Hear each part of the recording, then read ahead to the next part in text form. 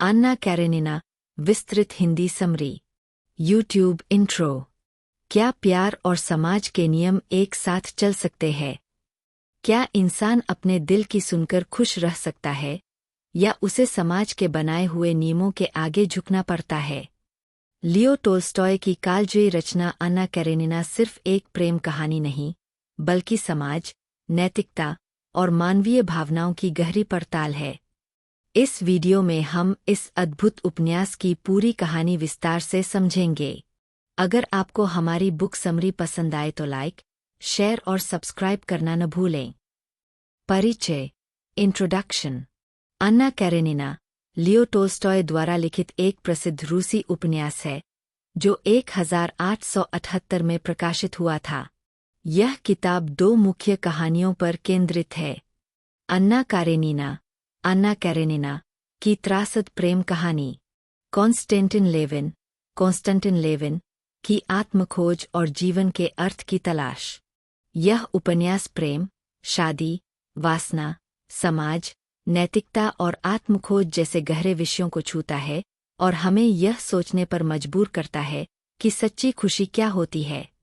मुख्य पात्र, main characters. अन्ना Karenina एक सुंदर और बुद्धिमान महिला, जो अपने पति को छोड़कर अपने सच्चे प्यार की तलाश में निकलती है। एलेक्सेई कैरेनिन, अन्ना का पति, जो एक उच्च पदस्थ सरकारी अधिकारी है और समाज की परवाह करता है। काउंट एलेक्सेई व्रंस्की, अन्ना का प्रेमी, जो एक आकर्षक और युवा सैन्य अधिकारी है।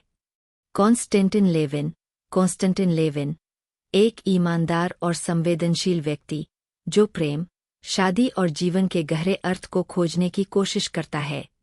किटी, लेविन की प्रेमिका और बाद में पत्नी, जो मासूमियत और सच्चे प्रेम का प्रतीक है। स्टीवा ओब्लोंस्की, अन्ना का भाई, जो एक खुशमिजाज और लापरवाह व्यक्ति है। डॉली, स्टीवा की पत्नी, जो अपने पति की बेवफाई सहकर भी अपने परिवार को बचाने की कोशिश करती है। कहानी की शुरुआत, स्टोरी बिगिनिंग। एक टूटा हुआ रिश्ता, अ ब्रोकन मैरिज। उपन्यास की शुरुआत स्टीवा ओब्लोंस्की और डॉली के टूटते रिश्ते से होती है। स्टीवा अपनी पत्नी के साथ बेवफाई करता है, जिससे उनका घर बिखरने की कगार पर आ जाता है। अन्ना कैरेनिना, जो स्टीवा की बहन है, परिवार को बचाने के लिए मास्को आती है।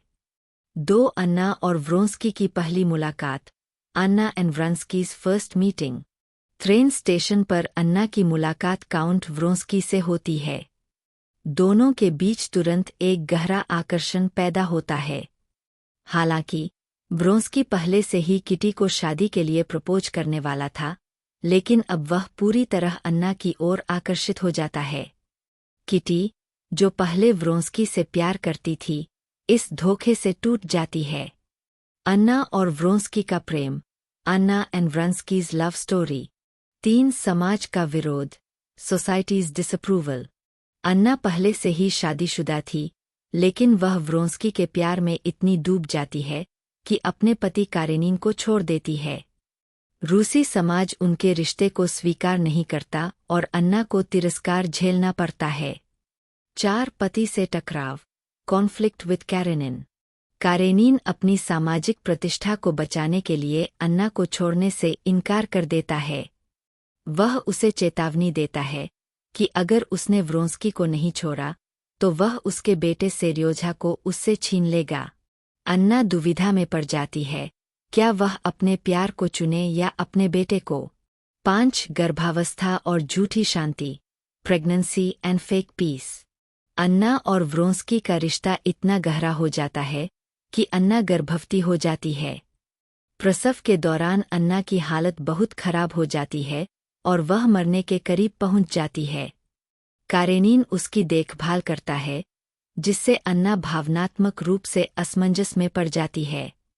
लेविन और किटी की कहानी, लेविन एंड किटी स्टोरी।